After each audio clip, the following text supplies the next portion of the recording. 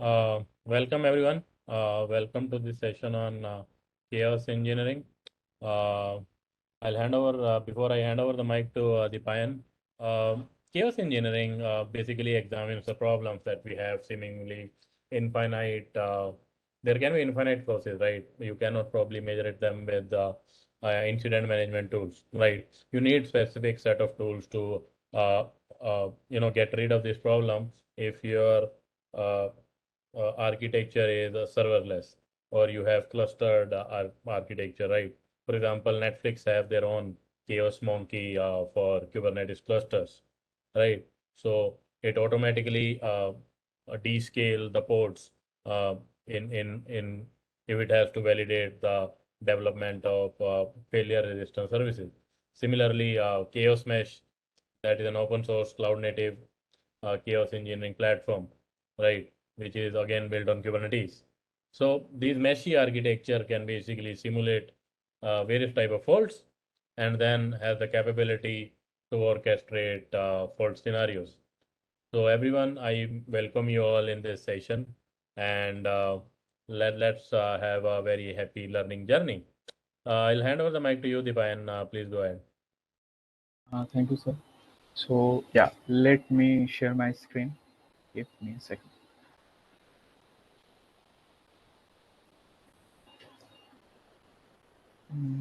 Is my screen visible? Yeah, we can see that. Yeah. Okay. So hi everyone. Welcome to the knowledge on chaos engineering on Kubernetes. And today this session will be presented by me, Dipayan. And before I go deep into what chaos engineering is, let's look at some of the knowledge etiquettes that you should follow. You should always be punctual to and join the session 5 minutes in advance. Be sure to leave the feedback as it will be helpful for the presenters. Be sure to keep your phones in silent and avoid any kind of disturbances. So with this, let's start the session and hope you can learn something from it. Let's look at the agenda for today. At first, I'll tell you what the real life scenario is, the real life production scenario, and what type of faults or problems can occur and what actually they occur. It's not as if they might occur. They occur no matter how much precautions we take. They occur. So we'll look into a real life scenario, how it looks like. Then we'll look into what chaos engineering is and why do we need it. And then we'll look into chaos mesh, a chaos engineering tool to implement this in Kubernetes. And then we'll look into its architecture and its features. And then we'll look into a short demo. So let's look into a real life scenario. Let's say today in Kubernetes has been the primary mode for application deployments.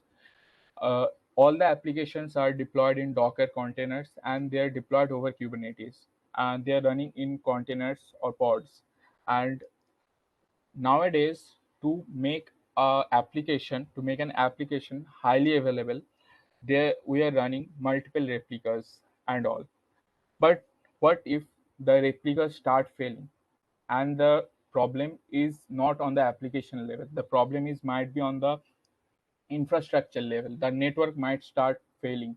The pods are not connecting to each other. The containers are not connecting to each other. There can be lots of problems, and we never know when they occur, why they occur. They just occur, and we with the monitoring solutions, we get the alerts. We come to know that yes, they have occurred. But what if we want to prevent these problems before they occur? So how can we do that? And the answer to that is chaos engineering. So to describe what chaos engineering is, as the name suggests, chaos engineering is all about creating chaos in your environment. So what this chaos is? Chaos means havoc. You can say anything. So what chaos is that, as I said, there can be many problems that occur in the live environment. The application stops responding. The there is a lot of load on the applications, and the applications stop working, or there is a network failure, or the node goes down. There can be many problems, and we should always be well equipped to solve this problem, to avoid this problem, because problems will occur. And what chaos engineering does is it creates a simulation of these problems in our environment, so that the engineers can develop an application and infrastructure that can overcome these problems when they occur. So, to read out the words written here, chaos simulation is a way in which engineers can replicate such events through chaos experiments and tests, and they can then check the result and find out if the where the application lags, and then solve the issue.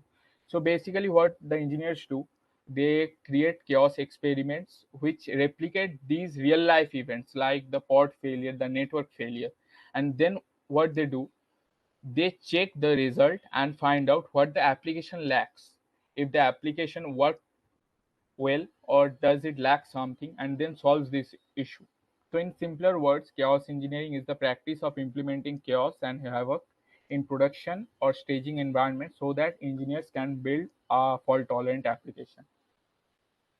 So I have explained already, but still let's look into why we need chaos engineering. Let us list some of the issues that might happen, like network failure, network corruption, unresponsive containers, extra traffic. So, and any of the scenario above can induce downtime. It always it does not, but sometimes it can induce a downtime. And as we know, all for all the businesses, a downtime is not a good thing. So how can we avoid this downtime? So the answer to this is chaos engineering. We create faults, we induce faults, and we build an application so that when this fault occurs on its own, the application can tolerate these faults and keep functioning. And chaos mesh is one of a tool that has been developed to implement this chaos engineering on Kubernetes. There will be no external dependency. We can deploy the chaos mesh using Helm or kubectl YAMLs. And what it does, it induces different chaos experiments. And the best thing about chaos mesh is we do not need to do any difficult coding or different languages. Chaos mesh creates Kubernetes custom resources. So to create an experiment, what we can do, we can just write a simple YAML file and then apply it, and then our experiments will run. But what if we do not want to write the YAML file? What if there are different fields in an experiment? What if the person does not have expertise on those fields? So what then? Chaos Mesh also has a solution for this. They provide an elegant dashboard. The dashboard has all the features, and the user can go to the dashboard and create the experiments from there, and they can get the YAML from there too. If they want to manage the YAML file in a repo, in a maybe GitHub or any Git repo anywhere, they can just create the experiments and take the YAML files and store it in a repo. So that's one of the features. And one of the key term about chaos engineering is the blast radius. So the blast radius is the amount of damage, the amount of area where the damage will be. So that, and it means that, let's suppose we have an application distributed over 4 nodes, and we want to say that our blast radius should be 2 nodes. That means that 2 of the nodes will go down, and all the traffic should be served by the application running on the other 2 healthy nodes. So this is the blast radius, and it's really important to have a control on this blast radius, because if uncontrolled, the chaos experiment can become uncontrollable and might cause a greater havoc or may cause a permanent downtime for the application. So chaos mesh provides us control over the blast radius by using RBAC, by using RBAC mechanism. It to induce an experiment in a namespace. We have to create RBAC and security service accounts and roles for it. So let's look into all the features one by one. Then I'll show you what I have said, everything in a demo. Then it will be more clear. So Chaos Mesh provides us a control over blast radius by allowing us to whitelist and blacklist namespaces. Chaos Mesh provides a wide variety of experiments which can be used to replicate real-life scenarios. Yeah, one of the feature is that there can be many experiments, right? And we want to create a workflow where these experiments run one by one serially, or maybe at a time parallelly, or at a schedule. So Chaos Mesh provides and custom resource called workflow, where we can combine these experiments into a single workflow which we can execute, which we can run in a schedule too. And experiments can be configured through YAML or the dashboard. So let's look at the architecture. There are three main uh, components in the architecture. The Chaos dashboard, where we can visualize, see the result of these experiments, where we can configure the experiments, and it also provides a RBAC mechanism where we can configure the roles and role bindings for a namespace, and then use that token to create experiment in that namespace. Then we have the controller manager. So all these custom resources are created, right? But who are going to manage these custom resources, all the resources created? That is done by the chaos controller manager. So any experiment we submit, any experiment we create, controller manager looks into it and informs the chaos daemon. The chaos daemon is the part of the chaos mesh. They are they are responsible for running all the experiments. So chaos controller looks into the YAMLs or the manifest or the configuration, anything, and looks into it and informs the chaos daemon to start the experiment. And one of the best feature of the chaos daemon, of the chaos mesh, is the chaos daemon and the controller manager should not always it is not compulsory to run the controller manager and daemon on a single host. The chaos daemon might run on a remote host while the controller manager runs on a single host. So we can, with one controller manager and a dashboard, we can run different chaos daemon in different hosts and communicate with it to run experiments in remote hosts. So let's look into some of the features. It provides different types of simulated faults, container failure, network corruption. We'll look into them, all the faults. It also provides cloud platform specific faults like AWS GCP, and it is in active development. So they are always being created. Besides that, the chaos daemon can be run on remote physical host and can be used to inject faults in those nodes. And we can run single experiments, or we can combine those experiments to form workflow chain, or we can also run the experiments in recurring schedule. So let's look into the demo. Before, let me show you. If I do helm list -n chaos testing, we can see a release of chaos mesh, which is deployed in the chaos testing namespace. And if I do kubectl get pod -n chaos testing, if I get all the pods in chaos testing, we can see the chaos controller manager, the chaos daemon running as a daemon set, and the chaos dashboard. And if I do kubectl get sbc -n chaos testing, I'll get the IP load balancer IP for the chaos dashboard. And in a new tab, if I open this, so yeah, here we are getting the elegant dashboard for chaos mesh. There are many menus. I'll go through them. In the above dashboard, we can see how many ad hoc experiments. These are ad hoc experiments. It means that this is a single experiment. The singular unit, the smallest unit in the chaos mesh. And these are simple experiments. There are 4 experiments.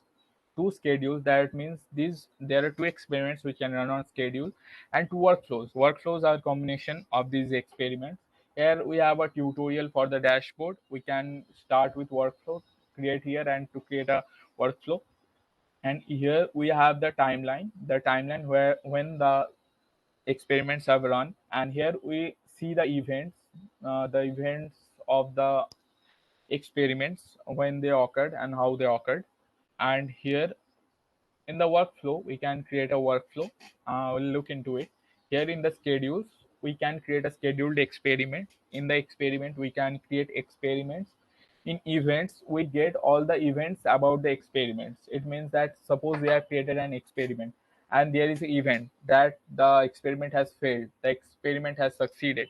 So these events are shown here. In archives we can archive the experiments here for maybe to refer later. And in the settings we have debug mode, allow cube system namespace, so we can allow the experiments to be taken to take place in the cube system namespace. And we have some theme and language, and here we have the documentation. So uh, let's create an experiment. Yeah, before that I'll show you us. I have a simple nginx manifest. It is running a single pod and some liveness and readiness probe, and I have a load balancer service, and it's deployed in the default namespace. If I do kubectl get service hyphen and default, so I have the load balancer IP. And if I dial in this IP, so I can see the application is Chaos Nginx and the status is successfully running. And let me show you the pod, kubectl get pod. And if I do, I have a single pod with 0 restarts. And there is one more thing which I'm going to show you. I have a horizontal pod autoscaler deployed. So the horizontal pod autoscaler does, so in case the load on the pod increases, so it will scale up the number of pods. So I have this deployed too. If I do kubectl get horizontal pod autoscaler, so I can see it is monitoring our nginx http deployment. And if I do kubectl get deploy, so this is the pod for this deployment, and it is monitoring this deployment. And it is showing the memory and the CPU usage and the minimum number of pods, maximum, and the current replicas. So yeah, now let's go on and create a new experiment. So here in the experiments, if I do a new experiment, we have so many fields. Let's go through a bit about what they are. In Kubernetes, we have AWS and GCP fault. These are cloud-specific faults where in AWS we can stop, restart, or detach EC2 or detach a volume. It's for the EKS cluster, and for GCP we have the same stop or reset node and lose the persistent disk. And they're in active development, and many more features will arrive in the future. And we have IO fault, like we can induce latency in the input output writing. And we have HTTP fault where we can change the status code or the body. And we have kernel level fault, and this is really a dangerous one, because once we induce the kernel fault, and if we cannot fix it, that node which on which the kernel fault was induced will become unoperational. So we'll have to restart the pod and restart the node, and that will be a destructive that will be a destructive action. And here in the network attack, we can uh, simulate network loss, network delay, network corruption. In the pod fault, we can kill a pod, we can kill the container, induce some failure into it. In stress testing, we can what we can do, it is just another name for load testing, where we increase the load on the pods and see if the auto scaling works. In the clock queue, it messes with the time inside the container. So what it does, sometimes we can say uh, the database are having scheduled snapshots taken. So if the time inside it is messed up, so sometimes the time of the snapshots will get messed up, and maybe when the time should be 4 p.m. it would show maybe 2 a.m. and something like that. And in JVM fault we have it. It's for Java specific applications where the in GC the garbage collector might not work. There might be latency. There can be any type of exception. So these are all the form of faults that can be induced in Kubernetes. And in hosts, these hosts mean the remote host where the chaos daemon is running. We have disk fault, JVM fault, network attack, process interruption, stress testing, and clock skew. So the new things are disk fault where the hard disk will be injected with some fault, and in process interruption some processes will be killed. So for now I'm sticking to the Kubernetes because the topic is chaos engineering on Kubernetes. So let's stick to Kubernetes, and I'll induce a pod fault. So here let's say I'll induce a pod failure, and before that you can see that the application is successfully running. And if I do watch kubectl get pod, you can see that the number of restarts is 0. And so what I'll do, I'll induce the pod failure, and I'll select the default namespace. The label selector should be app nginx http as it is given here, and here I'll give it a name, pod failure 1, and let's run it for the duration of 60 seconds. I'll Let's select the mode for all the pods. As now I have only one pod, let's select all to apply it to all the pods, and I'll press submit, and I can see that the experiment is running and successfully updated records of resource. Here I can get the YAML too, and now if I go here, I can see that the pod has already restarted and the pod is not in ready state.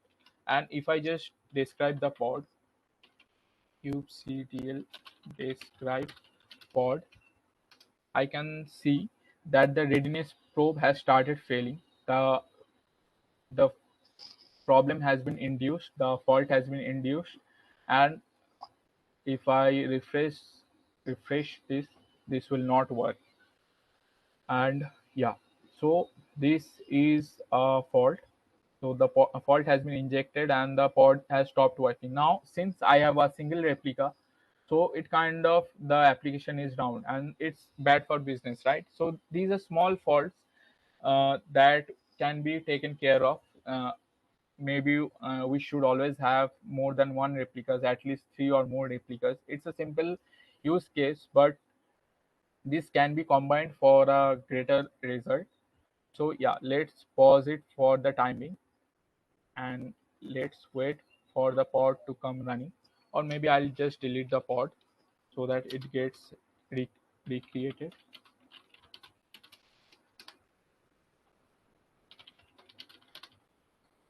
And it's in container creating state. It will take 20 seconds to start running again. Yeah, before that, let's look into what the schedule is. In schedule, it's same as experiment. We can just add another pod failure and select everything. The only difference is that here I have a history limit. The history limit is, let's say, every minute our experiment runs, and sometimes I somehow miss looking at the results of the experiment. So for that purpose, in the history limit, we can specify the history limit, the number of times for which the experiment's results will be stored, the concurrency policy, if more than one experiment should run at a time, and the starting deadline seconds. Somehow, if the experiment has missed starting, so number of seconds within which it can start. And in schedule we can give a cron schedule, maybe star 5 stars for every minute. So I'm not going to create a schedule because it's same as the experiment and only with additional fields and as they're same. So I'm going to skip on this and I'll go to workflows. Before I create an workflow, let's see if the application is running. Yeah, what I'm going to do, I'm going to open Insomnia and check here because sometimes my browser causes a problem.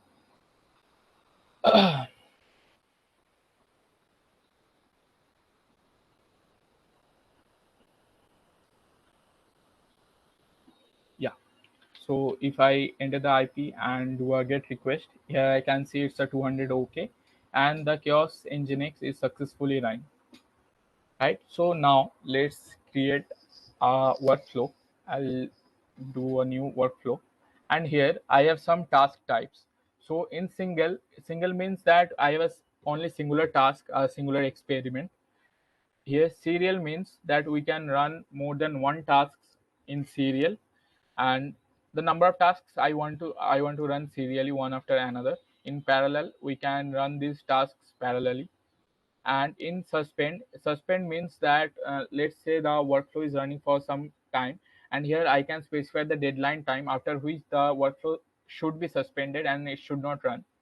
In task, it's like a Kubernetes job.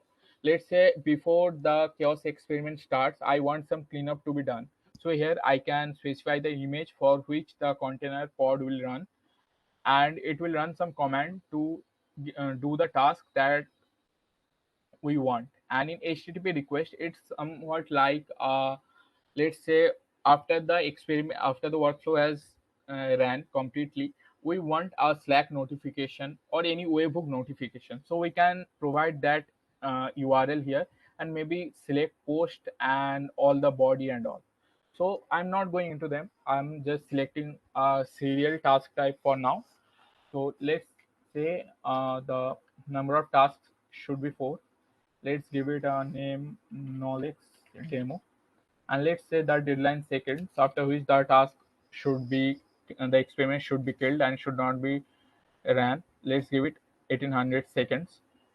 So here inside the child tasks of the serial task, we can also select serial or parallel. So it means that it's kind of like nested tasks. So in a serial task, for each subdivision we can have more serial or parallel tasks too as a child task. So here in the experiment, let's select an experiment as pod fault. No, okay, let's start up with HTTP fault and give a response patch. So the port will be 80, and the path will be root path. The method of the request should be get, and request header status code are optional, so I'm going to leave them. And I'm going to patch the body, as here it is JSON. I'm going to patch this body, and let's say now as it is showing successfully running, let's say I'm going to change it to, okay, let's do it failed. And yeah, and if I just copy this and paste here and submit, and I'll select the default namespace, the Nginx HTTP application. The name should be, let's give it HTTP patch. The deadline should be 60 seconds. Yeah, and I'll do a submit here, and I'll submit it. And in the second task, I'm going to add, let's say, yeah, let's do a load testing here. So let's say I'll add 50 workers, and each worker should have 100 millicores of uh, should apply a stress of 100 millicores. Let's keep it simple with only the CPUs and give, let's press submit. And in the scope, the same application and HTTP, no, it's stress testing, and give it a deadline of 120 seconds and do a submit and submit it. And here in the child task 3, I'll add another, let's add HTTP fault again, and this time request abort, so the request will not be sent. So if I give this path, and the method should be get, and I'll do a submit, and let's select the same namespace, HTTP abort, and give it a deadline of 60 seconds. And let's add the final task. Let's keep it simple and old school for it, and let's okay, and do a pod kill. So the pod will be killed. Let's give it a grace period of 0 seconds and select default. the application. Let's delete all the pods. The namespace will be pod delete, and the name will be, and give it a deadline of 60 seconds. And if I do a submit, so all my tasks are configured. I'll submit this. So here as you can see, here I have a serial task. Here I can add one more serial task too, but for now let's stick with one and give it knowledge demo as name. Let's run it in default namespace and give it a deadline of 60 seconds. No, not 60, 1800 seconds. After that, it will suspend the task, and let's submit the workflow. So it is running, and here we can see it is running. And before that, watch kubectl get pod horizontal pod autoscaler. So it is running. Let's go to insomnia. This was before, and if I do a send now, so I can see that the request has been patched, the response has been patched. So it's kind of simulating a DDoS attack, where any hacking attack where the response has been patched, where response has been changed. So here I can see that it is failed. If I do send again, it will show me it is failed. If I go to browser and do a quick refresh, it, yeah, it, I don't know why it is not working, but yeah, it is working here. So you can see that it is showing failed. And if I go to the browser again, and the it's 57 seconds since it ran, and let's, yeah, okay, so the stress testing has started, and it takes a bit of time. Let's wait for it. uh, if I have done it correctly, this load will increase. Let's give it a few moments of time. And in the meantime, does anyone have any question? Then you can go on and ask them.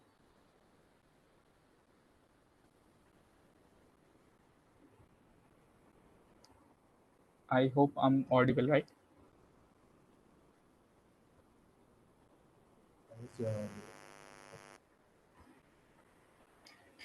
Yeah, sorry, someone said something.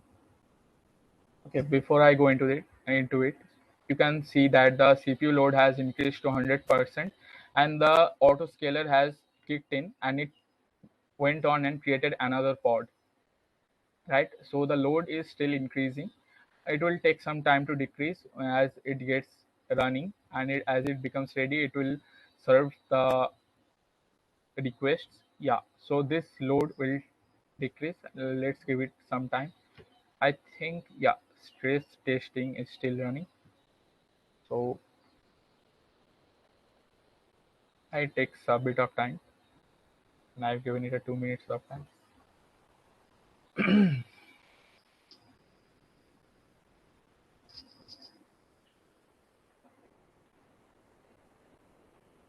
It will take some time because I have induced 50 workers with 100 millicore each. So yeah, that's equivalent to 5 cores. So yeah, it might take some time to decrease, or it might not decrease. Okay. Yeah, okay. It has completed, and the HTTP abort has started. And now if I do a send, it is showing me couldn't connect to the server. So if I go to the browser, yeah, okay, on the browser it was causing problem. If I do a get on this, it is showing me couldn't connect to the server. And if I go here, so I can see the pods have become unresponsive. The pods are not in the ready state, and they already have one restarts. So it's because, and yeah, the load has decreased, and it's because here I have induced an HTTP abort. So every request that are coming to the pod are getting aborted, and they're not reaching the pods. And how I how you can be sure of that? If I describe the pod, so okay, okay, yeah, my bad. So yeah, I think the pod has been deleted. Yep, the yeah, I was a bit late, but yeah, here you can see the pod delete has kicked in, and it deleted all my pods, and the age is 17 seconds. So they are now getting recreated now. So yeah, but as you can see, the HTTP abort did work, and all my pod become unresponsive, so error couldn't connect to server. And then this experiment deleted all my pods, and as I can see, they are 38 seconds of age, and yeah, now they are in the running state. Now the application will be in the steady state, the previous state it was in, and I can see that the application is still is running. So yeah, now one more thing. Yeah, here I can go to the workflows and it will show me running because I think it's given 60 seconds time. Yeah, now it is completed, and here I can see all the events here. And another way to look into it. Okay, one more thing. If I do kubectl get custom resources, here I can see all the chaos custom resources created by chaos mesh for the experiments like the DNS chaos, the front-end config, GCP chaos, HTTP chaos, or the stress testing will be here somewhere. Yeah, stress chaos. So all these are created along with workflows. And if I do a kubectl get workflows, I'll see the knowledge demo. And if I describe it, kubectl describe workflows. Here I can see that the workflow has been accomplished, and I can see uh, what the target was and every details about it. And the events can be, we can check the events here where the null, where the HTTP patch has started and where the stress testing has started, and all the workflows and their YAML files here. So yeah, that was all about Chaos Mesh. And yeah, here we can see a great graph about how many are paused, how many are running. And yeah, so this was all about Chaos Mesh. So does anyone have any questions or any doubt?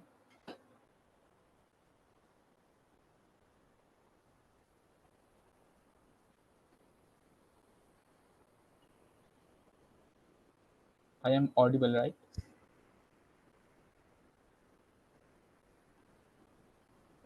Yes, you Yeah, are. define your. Okay. I think we So are right on time then. If we don't have any question, we'll probably would like to wrap this up. yeah, yeah, sure. Let me stop my screen. All right then, guys. I think we had a happy learning journey today, and hope you learned something today. Thanks a lot for joining. If you still have question, reach out to us with our email ID or directly ping us. We'll be happy to solve any queries you have. Thanks a lot again, and happy learning. Bye. Bye everyone.